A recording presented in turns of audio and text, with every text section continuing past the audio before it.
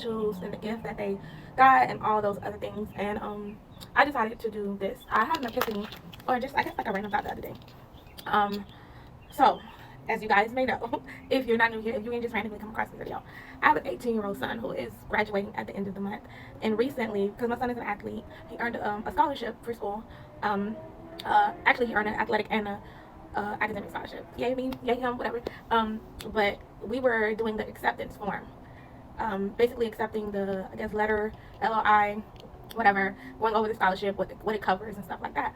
And, I had a little moment because, of course, I was doing it with him. He wasn't doing it on his own, even though he's 18. It's still a contract he's signing, so, we got to make sure. And I had a moment, and I thought about it, and I was like, I'm 38, he's 18. For those of you also who don't know, I had my son at 20, and my mom had me at 20, and I recently found out my grandma had her first child at 20. So, talking about cycles, generational stuff, But going back to my point, I was like, wow, my mom was in this position when I was 18 and I was going off to college. Now, granted, my path was a little bit different than my son's. I actually graduated earlier than I was supposed to, so I didn't have like the prom and all that stuff because I was just so done with school and dealing with my own trauma, and I just didn't feel like I belonged in high school. I didn't feel like I belonged anywhere, but that was the trauma response. Anyway, and I was actually signing up to go to community college, and I didn't have as much help as my son had as his parents. But I was like, but I still had a moment because I was like, my mom was in this exact position when I was signing up for college. She was 38 years old like me, still fairly young with 2 kids, still trying to figure out her own life while also trying to help her children, one legal adult. And I just thought about how at the time, like, I had some really harsh feelings about my mom. I guess most 18-year-olds do. I don't think mine does. He told me he does, but you never know. And I just thought about like how what was she thinking about? How was she feeling?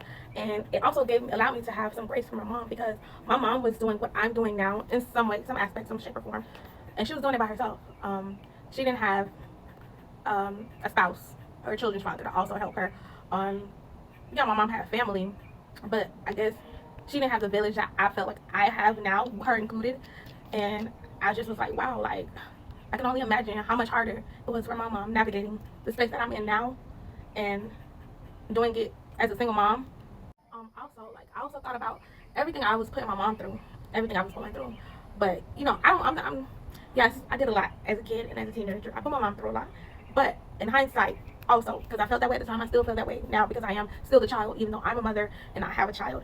A lot of the stuff that I put my mom through was in response of the things that happened to me. So, like, cause and effect. Yeah, I put her through a lot, but the things I put her through wasn't solely due through me just being a anxious child. A lot of it was due through the trauma that I experienced that I, in a sense, feel like I should have been protected from, or I should not have experienced, or something should have been a little bit more different. So, but that's neither here nor there now because healing is a journey. So I've healed more of that part of me. So I don't like resent my mom. We have a really good relationship.